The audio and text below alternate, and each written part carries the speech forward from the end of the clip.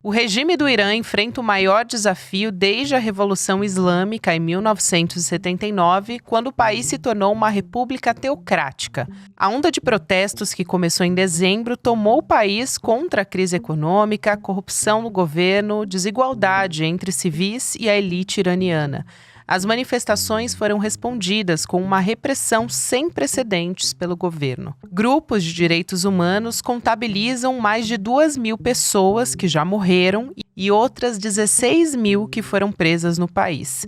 As informações chegam sem confirmação oficial porque o governo causou um apagão na internet que dificulta a comunicação entre os manifestantes e os observadores internacionais. Para incendiar mais ainda esse caldeirão, com o interesse pessoal do presidente dos Estados Unidos, Donald Trump, ele ameaça o Irã com uma intervenção. A justificativa para derrubar o regime do Ayatollah Ali Khamenei, que está há 35 anos no poder, é levar democracia à população iraniana e evitar que o Irã tenha sua bomba nuclear. Teherã nega. Diz que o enriquecimento de urânio é para fins pacíficos, mas que vai responder usando a força contra qualquer intervenção estadunidense. O regime dos ayatolás é alvo de críticas por violações de direitos humanos e restrições de liberdades sociais, principalmente entre os mais jovens, mulheres e população LGBTQIAP+.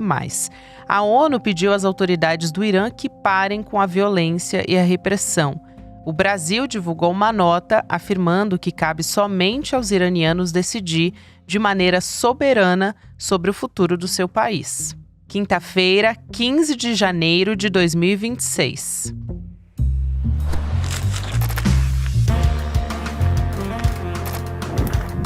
Sou Gabriela Varela, esse é o podcast de análise aqui mais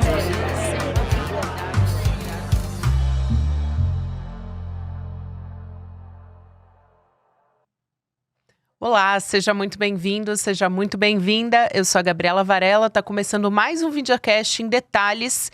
E aqui, sempre com um convidado ou uma convidada, a gente analisa uma temática, uma notícia importante do momento. Aliás, nessa semana, na anterior também, são muitas notícias importantes que a gente está tentando conciliar para um programa que tem só meia hora. E o meu convidado hoje é o nosso colunista, repórter do ICL, também comentarista, o Jamil Chad. Jamil, um prazer te receber mais uma vez. Bem-vindo. Gabi, prazer todo meu. Que bom estar aqui contigo. Bom te receber também, Jamil, para falar de um assunto que pode mudar a qualquer momento. A cada segundo a gente tem atualizações a respeito disso. E a situação de momento, enquanto a gente conversa, é o Irã avisando que vai atacar as bases dos Estados Unidos no Oriente Médio, se forem bombardeados pelo Trump também, pelo governo Donald Trump. Informação que é, só para trazer a fonte exata aqui, de um oficial iraniano para a agência Reuters. E segundo essa mesma fonte, o governo do Irã pediu ajuda para aliados também dos Estados Unidos no Oriente Médio para tentar impedir essa situação de acontecer. Eu te pergunto de onde pode vir essa ajuda, porque a Arábia Saudita, por exemplo, não tem o menor interesse numa desestabilização do Oriente Médio nesse momento. Quais são os países que você enxerga que podem atuar como uma espécie de mediador com os Estados Unidos? Olha, Gabi, o principal ator hoje, eu não diria não só no Oriente Médio, mas em vários lugares do mundo, no que se refere a negociações, a transformação, ou mesmo a levar recados entre governos que sequer se falam, é o Catar. O Catar é realmente hoje uma peça fundamental em muitas das negociações. Eles construíram ao longo dos últimos anos uma postura que eu diria que nas últimas décadas era da Suíça, da Noruega. O Catar se apresentou basicamente como um mediador para vários conflitos. Isso tem acontecido com uma certa frequência. E, mais uma vez, ele se apresenta basicamente como eventual mediador. Ele tem uma relação muito importante com o Teherã. O Catar tem essa relação ainda com o Teherã. E, claro, tem uma relação também muito próxima com os Estados Unidos. Deixa todas as portas abertas. Isso não significa, porém, Gabi, que desta vez haverá espaço para uma mediação. Isso é importante, porque tem uma frase do Donald Trump já no começo dessa história e no começo dessa semana, que é postada nas redes sociais dizendo: continuem protestando. Aliás, a gente já vai dar o clima desses protestos, a situação de momento também, mas ele diz: continuem protestando porque o socorro está chegando. Me chama atenção isso, ele dizer o socorro está chegando, porque não é só você insuflar os protestos, né? Ele diz, com todas as palavras, que os Estados Unidos vão, de fato, intervir de alguma maneira. Isso preocupa porque a gente tem uma situação, claro, dadas as devidas diferenças, mas houve uma intervenção na Venezuela, o sequestro de um presidente. No caso de uma intervenção no Irã, de fato, quais seriam as consequências disso, Jamil? Porque o Irã é um componente de peso no Oriente Médio, sem contar o próprio Ali Khamenei, que é uma liderança xiita, então a gente não está falando só da situação isolada do Irã, de forma alguma, né? Não, o Irã, se a gente for comparar, Gabi, o Irã é muito mais central para aquela região do mundo e muito mais em uma queda ou uma desestabilização, tem um impacto muito maior do que a Venezuela teria na América do Sul, se a Venezuela entrasse, por exemplo, numa espécie de guerra civil ou de algum tipo de desestabilização. Não estou dizendo que não seria dramático na Venezuela, certamente seria dramático na Venezuela e na nossa região. Mas, no caso do Irã, como você citou, Ali Khamenei é um líder que vai além das suas fronteiras. O Irã é um governo, um país que basicamente construiu ao longo dos últimos anos vários aliados na região, o Hezbollah, o Hamas, os Houthis. Muita gente, por muitos anos, dependeu diretamente de Teherã. Claro, isso ao longo dos últimos meses foi se enfraquecendo, primeiro com os bombardeios americanos, também com as sanções impostas contra o Irã. Isso tudo, claro, perdeu força, mas ainda assim é um país gigantesco, com fronteiras absolutamente estratégicas. E, claro, no sul do Irã é por onde basicamente passa uma proporção inacreditável do petróleo mundial indo para os maiores mercados do mundo. Então, também tem um aspecto geopolítico gigantesco ali naquela região. Uma desestabilização do Irã é uma desestabilização do Oriente Médio. Sem dúvida nenhuma, terá um impacto dessa natureza. Por isso mesmo, há muita dúvida de que forma o governo americano fará essa ingerência. Como você falou, é muito correto que essa frase que você destacou é uma frase que, ao mesmo tempo, leva, ou pelo menos incentiva as pessoas a irem às ruas, e isso, obviamente, é uma ingerência, sem dúvida nenhuma, e do outro lado é essa sinalização. Estamos diante da possibilidade de um ataque americano ao Irã. Se esse ataque acontecer, ele é um ataque apenas para que o governo iraniano pare de reprimir as pessoas e volte a negociar, ou é um ataque para derrubar, desta vez, o governo iraniano? Então, tudo isso ainda está no ar. Obviamente, as coisas mudam com uma frequência, com uma rapidez muito grande. Nós tivemos, nessa semana, já um anúncio por parte, justamente, dos americanos de que os funcionários não essenciais das bases americanas na região, e principalmente no Catar, estão sendo retirados, ou seja, para se preparar para um eventual ataque iraniano, ou, na verdade, uma represália iraniana diante de um ataque dos Estados Unidos. Um outro detalhe também que é muito significativo: o governo da Rússia mandando aviões para Israel para retirar russos de Israel. Por que isso? Claro, temor de que o Irã possa retaliar diante de uma ingerência americana com mísseis contra Israel. Então, tudo isso está acontecendo neste momento. Por isso que é tão dramático e por isso que é tão importante essa história. É uma história também, óbvio, que faz parte da tentativa do redesenho da ordem internacional, assim como a Venezuela, assim como é a Groenlândia, apesar de, pelo menos por enquanto, nós não estamos falando nas vias militares, e, claro, no Oriente Médio, uma posição fundamental é a do Irã. Isso, Jamil. E aí, antes da gente falar sobre esses protestos e em quais condições eles estão agora e que é uma nova onda, Eu quero saber especificamente dessa matéria que você traz nessa manhã com exclusividade no ICL Notícias, que é sobre o Irã estar eliminando, essa é uma denúncia que a ONU fez, né, documentos de uma denúncia, eliminando vestígios de execuções políticas. Então, o que você traz nessa reportagem exclusiva? Olha, Gabi, na verdade, é de arrepiar, na verdade, essas denúncias. É uma denúncia que, então, a ONU faz ao governo do Irã.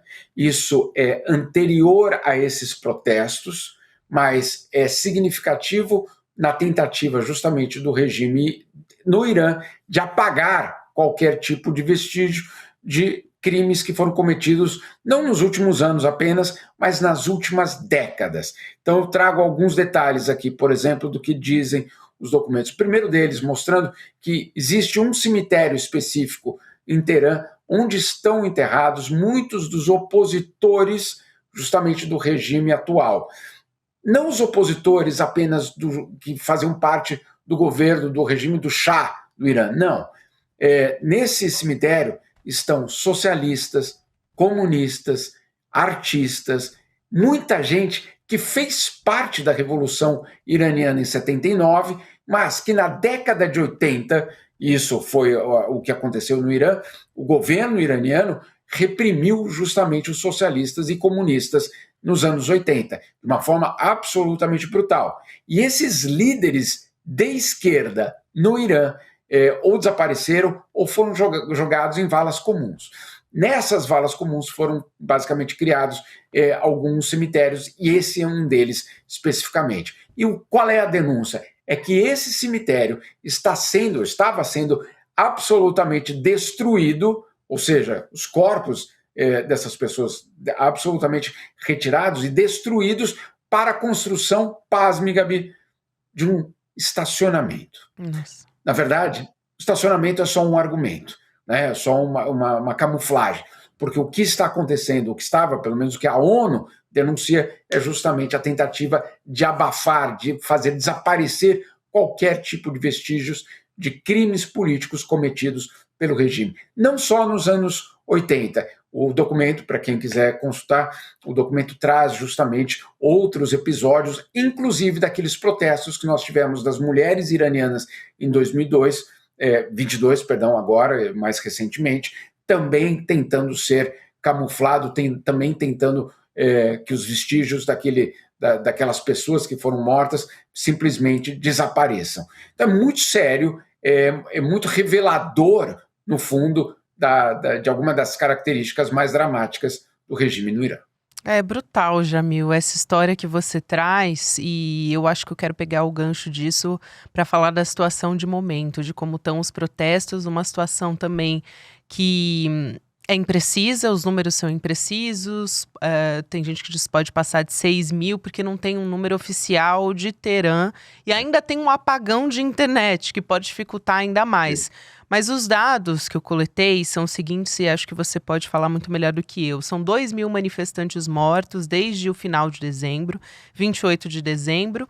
E os relatos de repressão brutal, fotografias, enfim, essa estimativa das vítimas que eu uso aqui são divulgadas por duas fontes. Uma ONG de direitos humanos, que tem base nos Estados Unidos, e o integrante do próprio regime iraniano numa entrevista para a agência Reuters. Então, reforçando que são números imprecisos ainda assim. Mas, além dos relatos, tem fotos de fileiras de sacos com cadáveres, tem ferimentos também, e relatos desses ferimentos que foram feitos a queima-roupa, fraturas no crânio. Então, todos esses relatos chamam a atenção por serem muito brutais, né? E aí, a partir disso, eu queria que você descrevesse um pouco a característica desse protesto de agora, porque a gente teve uma onda recente em 2022, que estava relacionada ao caso de uma mulher que foi morta por não usar o véu, um caso anterior em 2009 também por conta de resultado eleitoral. Então, esse tem um componente diferente, econômico, político também. Sem dúvida, Gabi. Vamos por partes. Primeiro, a natureza da manifestação.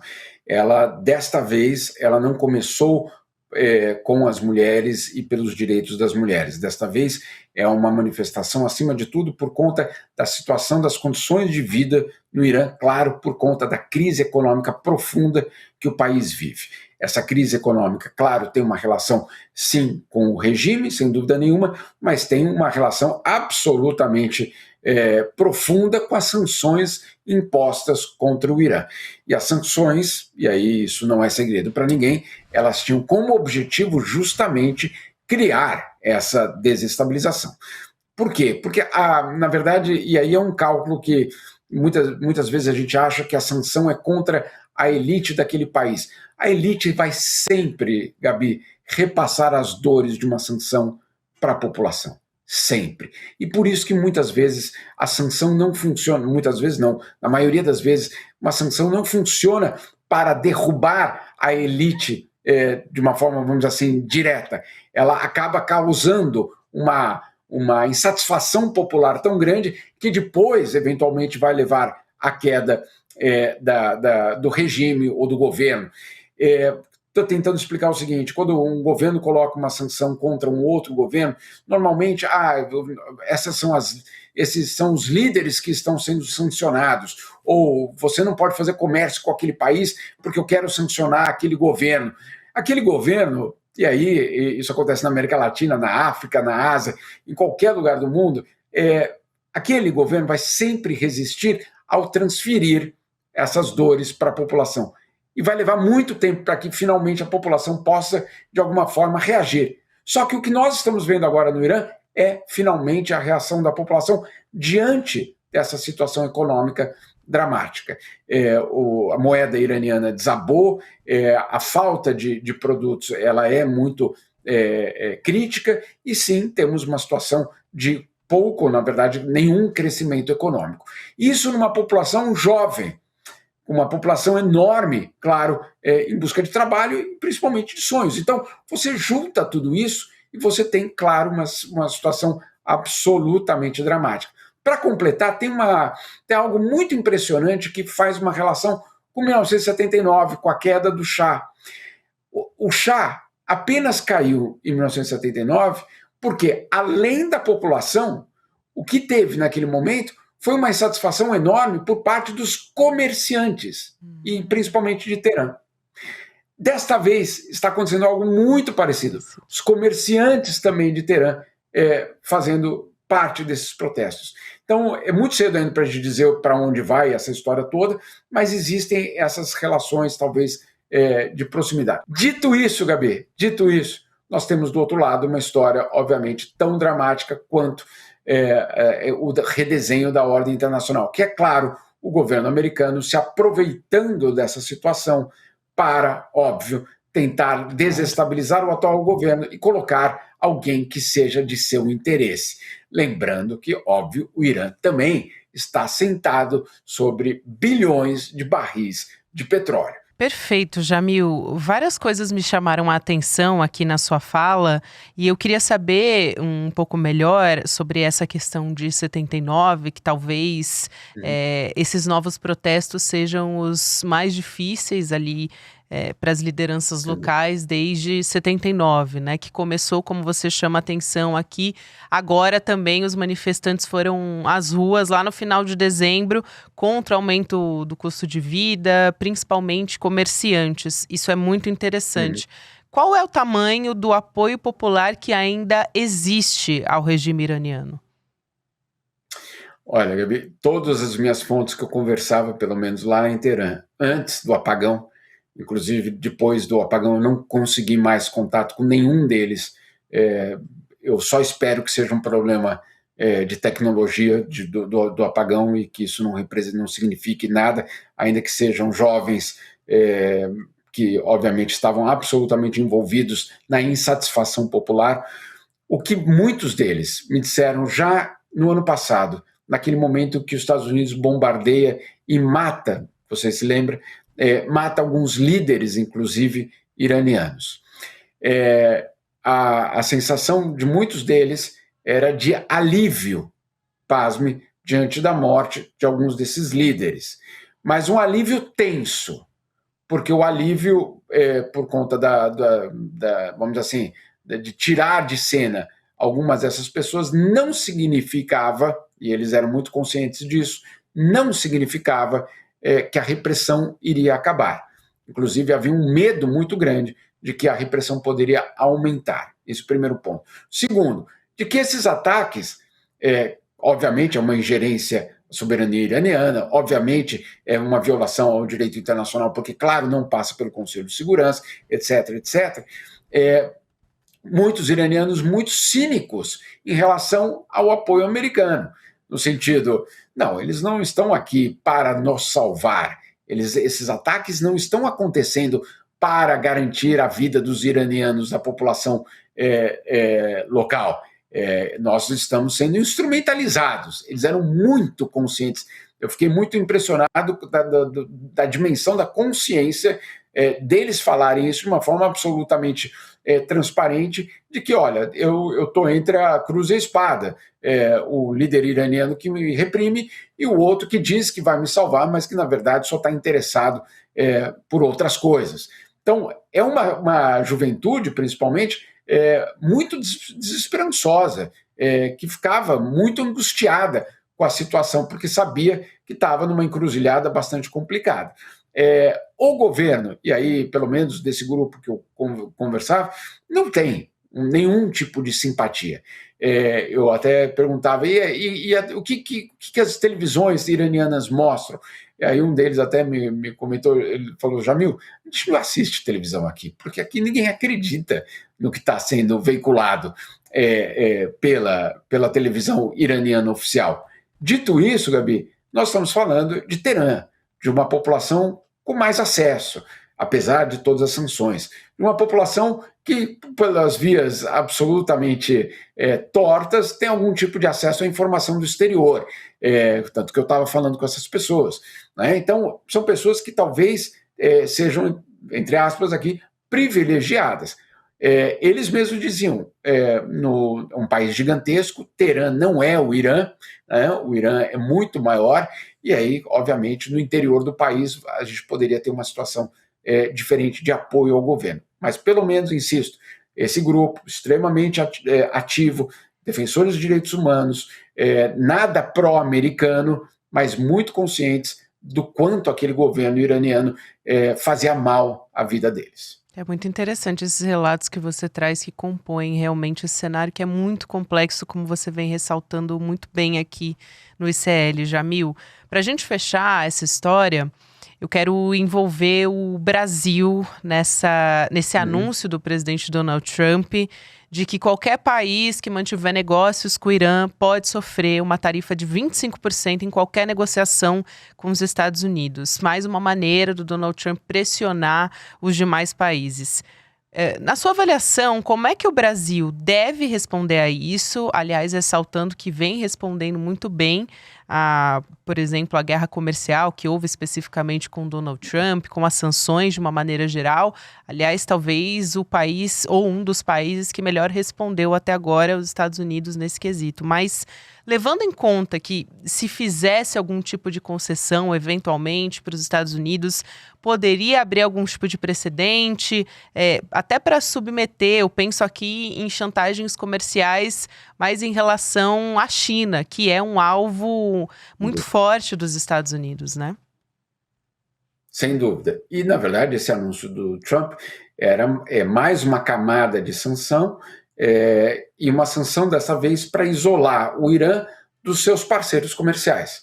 Ou seja, daqueles que, claro, abastecem ainda o Irã. Então, no caso do Brasil, por exemplo, com produtos agrícolas, o Brasil vendeu ano passado quase 3 bilhões de dólares para o Irã, e aí principalmente milho e soja. No caso do milho, o Irã é o maior destino de exportação brasileiro do milho brasileiro, ou seja, é um abastecimento, mas principalmente, Gabi, é porque o Irã destina 80% do seu petróleo para a China. Então, e claro, a China transfere dinheiro em troca, claro, compra esse petróleo. Então, o que o governo americano estava tentando fazer, basicamente, é dizer, olha, queremos isolar o Irã do mundo. Se a China continuar comprando petróleo iraniano, nós vamos taxar os produtos chineses em 25%. Né? Aparentemente, isso ainda não entrou em vigor. A China disse, olha, eu vou proteger meus direitos, etc. Mas qual é o motivo disso tudo? É claro, isolar o Irã. Isolar dos seus, talvez, últimos parceiros comerciais. A Europa já não é mais, a Europa também aplica sanções contra o Irã, e, portanto, o sul global talvez seria, talvez não, certamente é o último, vamos dizer assim, local de abastecimento de dinheiro e também de produtos para o Irã. É isso que o governo americano tentou fazer, cortar o Irã, basicamente, do resto do mundo.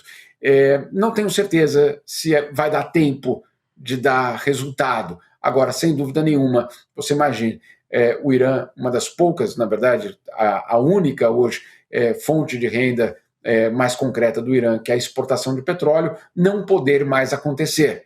Isso seria absolutamente dramático, ampliaria justamente os problemas econômicos no país, e ao aumentar os problemas econômicos, você, claro, mantém o protesto nas ruas, ou pelo menos incentiva que as pessoas continuem nas ruas. O que é dramático na história, e de uma forma geral, tá? Não estou nem tomando lado, porque é impossível a gente, obviamente, tomar o lado do governo iraniano nesse caso da repressão. Mas o que me dói o coração, sinceramente, em todas essas histórias, é como as populações são sempre manipuladas por outros interesses políticos. As sanções contra o Irã, elas não são para salvar a população necessariamente, elas podem gerar uma situação na qual o governo cai, sim, mas no caminho a repressão é absolutamente dramática, o impacto é absolutamente dramático. Nós estamos falando daqueles que morrem por conta da repressão, mas aqueles que estão no hospital por qualquer outro tipo de doença e não têm acesso, aqueles que estão com algum tratamento, por exemplo, que também não podem chegar ao hospital, ou quando chegam ao hospital não tem nenhum tipo de remédio por conta das sanções. Então, a punição coletiva é talvez uma das coisas mais dramáticas, e as populações são manipuladas por aqueles que estão no poder, insisto, tanto em Teherã como em Washington. Eu agradeço, inclusive, Jamil, por você fazer essa observação, porque, de fato, é a população a mais atingida, né? É claro que a gente está falando aqui de uma possibilidade até de expandir para algo maior, de uma desestabilização completa do Oriente Médio, eventualmente até uma guerra civil. Não quero aqui colocar o que ainda pode acontecer, são muitas possibilidades, mas, de fato, é muito brutal para a população tudo isso que está acontecendo. Então, te agradeço mais uma vez por vir aqui ao Em Detalhes. Jamil, é um prazer te receber, sempre. Gabi, meu prazer todo meu. Vamos juntos. Qualquer coisa é só me chamar. E vamos acompanhando a história. Obrigada. Jamil Chad aqui com a gente Beijo. no Em Detalhes também. Um beijo, Jamil. E convido você a acompanhar junto com a gente. Vou trazer uma outra história aqui também, então fica aí junto comigo, porque é a história seguinte. A gente está num ano bastante decisivo para a nossa democracia, dando uma olhada aqui para o Brasil, para um período de eleições. Então, o ICL promoveu uma pesquisa de opinião de mais de 10 mil entrevistados espalhados por todo o Brasil. E as perguntas têm diversas áreas. Tem sobre feminismo, assuntos de segurança pública, por exemplo. Acabamos de ter um novo ministro assumindo essa pasta. É uma área que vai ser central no debate das eleições também. Então, tudo é para tentar entender a cabeça dos brasileiros, como é que funciona a situação nesse momento. A gente vai te apresentar esses dados em primeira mão, então o ICL preparou uma surpresa especial para o dia 22 de janeiro, anota na sua agenda, uma quinta-feira, 8 horas da noite. Você pode garantir a sua vaga em icl.com.br/pesquisa. E agora você continua na nossa programação aqui do YouTube. Agora tem o Mercado Investimentos com a Débora Maganha. Depois você fica com o Rolê ICL e você pode ouvir Em Detalhes também em qualquer momento do seu dia nas plataformas de áudio. Tem conteúdo novo de segunda a sexta-feira. Até a próxima. Nos últimos meses, o mercado financeiro do Brasil viu de tudo. Dólar oscilando, bolsa surpreendendo, fundos multimercados se recuperando depois de anos. Enquanto isso acontecia, muita gente que segue o mercado tradicional simplesmente não entendeu nada. Porque a verdade é uma só. O que o consenso do mercado fala não é necessariamente o que acontece no mundo real. E é justamente por isso que no dia 29 de janeiro, às 8 horas, eu, Débora Maganha, vou estar lado a lado ao Eduardo Moreira no Mapa da Mina de 2026. Uma aula gratuita para te mostrar os caminhos para os investimentos e finanças em 2026, mostrando as tendências para dólar, bolsa, juros, fundos e oportunidades. Sem o filtro da Faria Lima, sem interesse escondido e sem armadilha. Todos os dias, as principais notícias do Brasil e do mundo direto no seu WhatsApp, com informação de qualidade e sem fake news. Escaneie agora o QR Code e entre para o canal do ICL Notícias. Informação que importa onde você estiver.